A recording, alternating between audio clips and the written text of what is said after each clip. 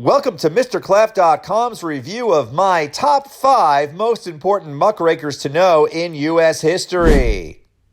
Let's start with Lincoln Steffens. He wanted to curb some municipal or city corruption. In addition, he wrote about terrible conditions in tenements.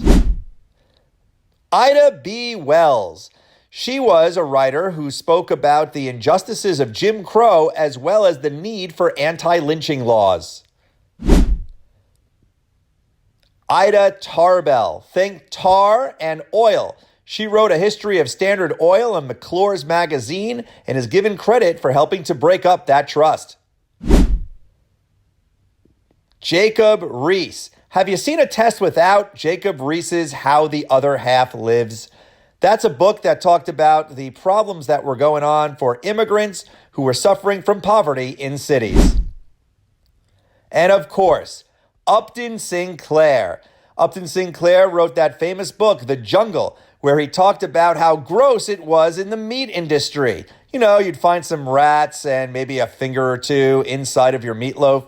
Not good. So it led to the creation of the FDA as well as the Meat Inspection Act. I'm going to leave you with an honorable mention, though some don't consider her a muckraker. I will. And tell you about Helen Hunt Jackson. She wrote a book called A Century of Dishonor, where she spoke about the injustices that Native Americans suffered by the hand of the American government.